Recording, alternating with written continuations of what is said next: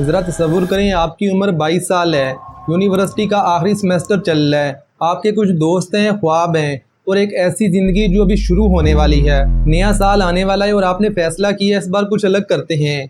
एक ऐसी कंट्री में घूमने जाते हैं जहाँ इस दुनिया का शोर नहीं जाता, जहाँ एडवेंचर भी है और राज भी। आप अपने कुछ दोस्तों के साथ हंसी खुशी सफर पर निकल जाते हैं, लेकिन किसी को अंदाजा नहीं था कि ये ट्रिप आपकी जिंदगी का सबसे बड़ा मोड़ बनने वाली है।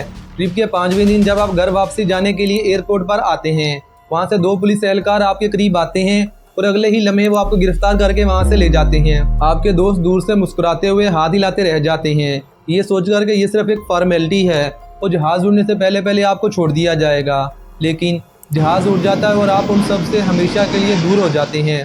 और सबसे अहम बात, कोई नहीं जानता कि आपने क्या जुर्म किया है, आपको किस मुकदमे में गिरफ्तार किया है।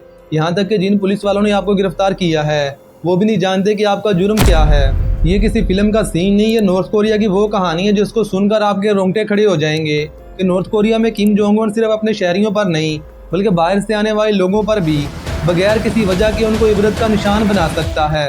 दिसंबर 2015 की बात है। अमेरिका की रियासत ओहायो में एक घर था जहाँ एक खुशमिजाज, इंटेलिजेंट और बाहिम्मत लड़का रहता था। नाम था ओटो फेडरिक वाम्बेयर। वो अमेरिका की वर्जीनिया यूनिवर्सिटी में इकोनॉमिक्स पढ़ता था। 2013 में हाई स्कूल से 2nd पोजीशन के साथ पास हुआ। स्विमिंग में माहिर था, फुटबॉल भी जबरदस्त खेलता था। लेकिन ओटो सिर्फ एक स्टूडेंट नहीं था, वो सोचने वाला, रिसर्च करने वाला इंसान था। दुनिया देखना चाहता था। वो जगह जहाँ पर आम लोग जाने से डरते थे वही ओटो को अपनी तरफ खींची थी और इसकी इसी क्यूरियोसिटी ने इसे अखबार के एक छोटे से आर्टिकल तक पहुँचा दिया। इसने इसकी ज़िंदगी हमेशा के लिए बदल दी। यंग पायोनियर टूर एक चीनी ट्रैवल एजेंसी थी जो सिर्फ $1200 में नॉर्थ कोरिया घुमाने का दावा कर रही थी। ये आर्टिकल पढ़ते ही ओटो की आंखें चमक उठी। बचपन से इसे नॉर्थ कोरिया के बारे में जानने की तड़प थी। दुनिया का सबसे मिस्टीरियस कंट्री जहाँ इंटरनेट नहीं, आज़ाद मीडिया नहीं, किसी को कोई आज़ादी नहीं, लेकिन फिर भी करोड़ों लोग वहाँ पर रहते हैं। कैसे रहते हैं, क्या सोचते हैं, ये सब ये जानना चाहता था। ओटो ने उसी वक्त फ़ोन उठाया और टिकट बुक करवा ली। इसके माँ बाप ने डरते डरते कहा, बेटा वो नॉर्थ कोरिया है।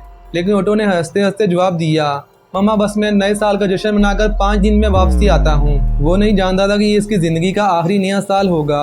29 दिसंबर 2015 ओटो अपने ट्रैवल ग्रुप के साथ चाइना के बीजिंग एयरपोर्ट से नॉर्थ कोरिया के लिए रवाना हुआ। ग्रुप में ओटो के अलावा 10 और अमरीकी शहरी थे। साथ ही इंग्लैंड और ऑस्ट्रेलिया से भी चंद टूरिस्ट इनके ग्रुप में शामिल थे। तकरीबन 2 घंटे की प्रवास के बाद जहाज नॉर्थ कोरिया के कैपिटल प्यांगयांग इंटरनेशनल एयरपोर्ट पर उतरा। अब कुछ लोगों के जहन में एक सवाल होगा, क्या नॉर्थ कोरिया ऐसे टूरिस्ट को जाने की इजाज़त देता है? तो इसका जवाब है, नॉर्थ कोरिया महदूद टूरिज्म की इजाज़त देता है, लेकिन हर कदम पर हुकूमत का कंट्रोल होता है। आपका गाइड हमेशा आपके साथ होता है। आप कहाँ जाएंगे, क्या देखेंगे, किससे मिलेंगे, ये सब पहले से तय होता है। ये आज़ादी नहीं, एक मुनज़्ज़म तमाशा है जहाँ टूरिस्ट को वही दिखाया जाता है जो हुकूमत दिखाना चाहती है।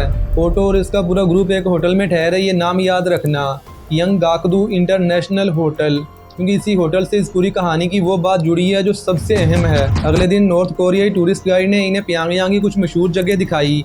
सब ठीक ठाक चल रहा था।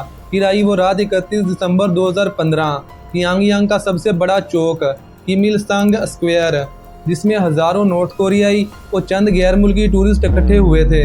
रंग बिरंगी रोशनियां, मौसीकी, जोशो खरोश, एक अजीब सा जश्न। एक ऐसी जगह पर नया साल जहां लोग खुशी से नाचते हैं, लेकिन अंदर से क्या सोचते हैं कोई नहीं जानता। रात भर जश्न चलता रहा। फिर सब होटल वापसी आ गए। कोई शराब पीने के लिए बार में चला गया, कोई कमरे में आकर आराम करने लगा। और फिर शुरू हुई वो रात जिसके बाद की पूरी कहानी आज भी एक राज है। 2 जनवरी 2016, 5 दिन का नॉर्थ कोरिया टूर खत्म हो गया था। ओटो और इसके साथ के तमाम टूरिस्ट प्यांगयांग एयरपोर्ट पर गए घर वापसी जाने के लिए। इनकी बोर्डिंग शुरू होने वाली थी। तभी 2 नॉर्थ कोरियाई पुलिस वाले सीधा ओटो की तरफ आए और इसे पकड़ लिया। क्यों पकड़ा, कोई जवाब नहीं। दोस्तों ने पूछा, पुलिस ने कुछ नहीं बताया। सब ने यही सोचा कि शायद अमेरिकन सिटीजन होने की वजह से इसे रोका जा रहा है, क्योंकि नॉर्थ कोरिया और अमेरिका के दरमियान तल्लुकात कैसे हैं ये पूरी दुनिया जानती है। आए दिन इनके दरमियान कोई ना कोई टसल चल रही होती है। जरूर कोई गलतफहमी हो गई, कुछ देर के बाद से छोड़ देंगे, ऐसा सभी ने सोचा। ओटो को गिरफ्तार होते देखकर इसके एक रूममेट डैनी ग्रेंटन ने मजाक में कहा, तो दोस्त ये शायद हमारी आखिरी मुलाकात है, अब हम कभी नहीं मिलेंगे। ये सुनकर ओटो हंस पड़ा। डैनी भी मुस्कुराते हुए जहाज में चढ़ गया। अभी भी सबका यही ख्याल था कि जहाज उड़ने से पहले पहले ओटो जहाज में आ जाएगा। लेकिन कुछ देर के बाद एक सिक्योरिटी गार्ड जहाज के अंदर आया। इसने कहा, ओटो बहुत बीमार हो गया है, वो आपके साथ नहीं आ सकता। जहाज के सारे मुसाफिर हैरान रह गए। वो बंदा जो भी चंद मिनट पहले हंसी खुशी अलविदा कह रहा था, वो अचानक बीमार कैसे हो गया। सबको ये अंदाजा हो गया था कि ये मामला कुछ और ही है, लेकिन वो कुछ कर नहीं सकते थे। जहाज उड़ गया, ऑटो पीछे रह गया, अकेला एक ऐसे मुल्क में जहां बाहर की दुनिया से इसका कोई राब्ता नहीं था। अमेरिका ने नॉर्थ कोरिया पर काफ़ी दबाव बनाया, लेकिन सामने से बिल्कुल खामोशी। चंद दिन के बाद नॉर्थ कोरिया की सेंट्रल न्यूज़ एजेंसी ने बयान जारी किया। अमेरिकन सिटीजन ओटो वाम्बियर को नॉर्थ कोरिया के खिलाफ दुश्मनाना सरगर्मियों के इल्ज़ाम में गिरफ्तार किया गया है, लेकिन इसने क्या किया है ये बताने से साफ इनकार कर दिया। ये एक अजीब सी खामोशी थी। 들으신 바와 같이 미 행정부는 우리 공화국을 반대하는 정말 더러운 행위를 감행하고 있습니다. तकरीबन 2 महीने तक ना नॉर्थ कोरिया ने कोई अपडेट दी, ना अमेरिका कुछ जानता था ओटो वाम्बियर जिंदा है या नहीं, कोई नहीं जानता था। फिर 18 मार्च 2016 को नॉर्थ कोरिया के सरकारी मीडिया ने एक वीडियो जारी की। वीडियो में एक शख्स को दिखाया गया था जो होटल के एक कॉरिडोर में दीवार से एक पोस्टर उतार रहा था। वीडियो की क्वालिटी इतनी ख़राब थी कि चेहरा साफ नज़र नहीं आ रहा था, लेकिन नॉर्थ कोरिया का दावा था कि ये ओटो वाम्बियर है। इस पर इल्ज़ाम यह था कि न्यू ईयर की रात 1:57 पर होटल की एक दीवार से इसने नॉर्थ कोरिया के साबिका सुप्रीम लीडर किम इल संग का पोस्टर उतारा था। एक पोस्टर, बस एक पोस्टर, और इसके लिए कुछ अरसे के बाद ओटो को अदालत में पेश किया गया। ओटो ने माफ़ी मांगी, रोते हुए कहा वो माफ़ी चाहता है। इसको देखते हुए ऐसा लग रहा था पता नहीं इस पर कितना तशद्दुद किया गया है। I was used and manipulated. Please. Act to save me. Please save my life. वो ये सब कहते हुए ज़ार-गुतार होने लगा, लेकिन नॉर्थ कोरिया की अदालत ने इसकी एक ना सुनी और इसे 15 साल की सख्त कैद की सज़ा सुना दी, सिर्फ एक पोस्टर उतारने के जुर्म में। ज़रा सोचे, पाकिस्तान में इंसान का खून करने पर 12-14 साल की सज़ा मिलती है, वो भी तब अगर कोई गरीब बंदा हो। अमीरों के लिए तो पाकिस्तान में कोई कानून है ही नहीं, और नॉर्थ कोरिया में सिर्फ एक पोस्टर उतारने पर 15 साल की कैद है। जब ये खबर सामने आई तो पूरी दुनिया सख्ते में आ गई, कोई इस पर यकीन करने के लिए तैयार नहीं था। इंसानी हकूक़ की तंजीमों ने शोर मचाया, अमेरिका ने नॉर्थ कोरिया पर मज़ीद दबाव बनाया और ओटो वाम्बियर की वापसी की डिमांड की, लेकिन नॉर्थ कोरिया का डिक्टेटर किम जोंग उन किसी की नहीं सुनता। ओटो वाम्बियर अंधेरी कैद की दीवारों में बंद हो गया और फिर एक ऐसी खामोशी छा गई जो 15 महीनों तक नहीं टूटी। 15 महीने बाहरी दुनिया के लिए 15 महीने थे, लेकिन ओटो वाम्बियर के लिए शायद ये 15 साल जैसी काली रात थी। फिर अचानक बगैर किसी वजह के नॉर्थ कोरिया की हुकूमत ने एक दिन अमेरिका को बताया कि हम ओटो वाम्बियर को वापसी करने के लिए तैयार हैं। ये सुनकर पूरा अमेरिका हैरान हो गया।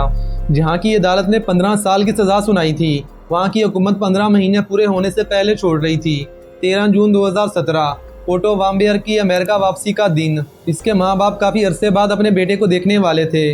आंखें गर्म थी, दिल भरा हुआ था। जहाज़ उतरा और जब ओटो वाम्बियर जहाज़ से उतरा, 2 लोग इसे सहारा देकर उतार रहे थे। वो खुद चल नहीं सकता था, उसकी आंखें खुली हुई थी, सांस चल रही थी, लेकिन चेहरा खाली था। कोई तस्वीर नहीं, कोई पहचान नहीं, कोई रद्द-ए-अमल नहीं। बाप ने दौड़ते हुए इसे गले लगाया। ओटो ने कुछ नहीं कहा, नाम पुकारा, कुछ नहीं कहा, हाथ हिलाया, कुछ नहीं कहा। ये वो ओटो नहीं था जिसे इन्होंने घर से रुखसत किया था, ये तो बस उसका जिस्म था। रूह तो शायद उसकी नॉर्थ कोरिया की अंधेरी कैद में ही रह गई थी। हॉस्पिटल में जब डॉक्टरों ने चेकअप किया और जो पता चला वो सुनना बहुत ही मुश्किल है। ओटो तो बहुत पहले ही कोमा में जा चुका था, इसका दिमाग पूरी तरह काम करना बंद कर चुका था।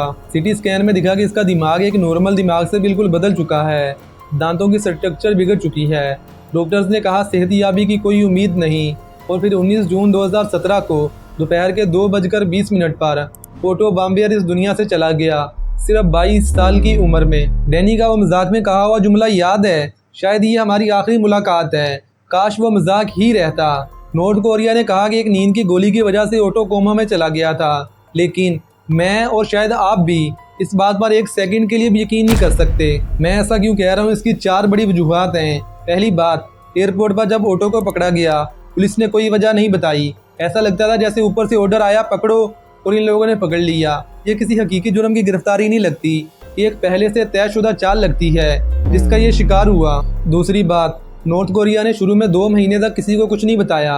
अगर ओटो ने सच में वो जुर्म किया था और इसकी सीसीटीवी फुटेज पहले से इनके पास मौजूद थी, तो इस फुटेज को रिलीज करने में 2 महीने क्यों लगे? मेरे ख्याल में वो 2 महीने इन्हें जाली फुटेज बनाने में लगे होंगे, ऐसी फुटेज जिसमें चेहरा इतना गैर वाज़ेह हो कि कोई साबित ही न कर सके कि ये ओटो नहीं है। तीसरी और सबसे अहम बात, ओटो के दोस्तों ने इंटरव्यू में बताया कि न्यू ईयर की रात 3 बजे तक पूरा ग्रुप एक साथ पार्टी कर रहा था, ओटो भी इनके साथ था। नॉर्थ कोरिया का दावा है कि 1:57 पर ओटो ने पोस्टर उतारा था। अगर इसके दोस्त सच बोल रहे हैं तो ये जिस्मानी तौर पर नामुमकिन है। अगर मान भी लें कि दोस्त झूठ बोल रहे हैं तो भी वह फुटेज जारी होने में 2 महीने क्यों लगे।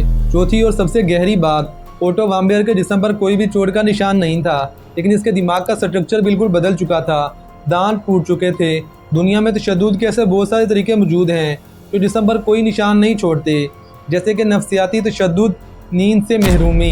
नॉर्थ कोरिया बहुत अच्छे से ये बात जानता था कि अगर जिस्म पर कोई भी तशद्दुद के निशान हुए तो पूरी दुनिया को पता चल जाएगा और सब मिलकर हमारे ऊपर दबाव बनाएंगे। इसलिए इन्होंने वो रास्ता चुना जहाँ पर कोई सुराग ही ना बचे। और ये कोई पहली बार तो हुआ नहीं, इससे पहले भी कई बार नॉर्थ कोरिया अमेरिकन सिटीजन को इसी तरीके से तशद्दुद का निशाना बना चुका है। 2009 में 2 अमेरिकन जर्नलिस्ट लिवरा लिंग एंड यूना ली, जो करंट टीवी के लिए काम करती थी, वो रिपोर्टिंग के लिए चीन के बॉर्डर पर गई हुई थी। वहाँ से 17 मई 2009 को किम जोंग उन ने इनको अगवा करवा लिया और उठाकर नॉर्थ कोरिया ले गया और इन पर इल्ज़ाम लगाया गया कि ये गैर कानूनी तरीके से नॉर्थ कोरिया का बॉर्डर क्रॉस करके अंदर घुसने की कोशिश कर रही थी जासूसी के लिए। और नॉर्थ कोरिया की अदालत ने इसी बात पर इनको 15-15 साल की कैद की सज़ा भी सुना दी। वो तो बाद में बिल क्लिंटन अमेरिका से नॉर्थ कोरिया गया, वहाँ पर किम जोंग उन के साथ इसने मुज़ाकरात किए और अगस्त 2009 में इन दोनों को वहाँ से रिहाई मिली। बेसिकली नॉर्थ कोरिया का असल मकसद अमेरिका पर दबाव बनाकर अपनी बातें मनवाना होता है, इसके अलावा और कुछ नहीं। इस बात में कोई शक नहीं कि नॉर्थ कोरिया और अमेरिका की दुश्मनी की वजह से ओटो वाम्बियर बलि का बकरा बन गया। 2 ममालिक की दुश्मनी की वजह से एक बेकसूर इंसान की ज़िंदगी जहन्नम बन गई। अल्लाह हाफिज़।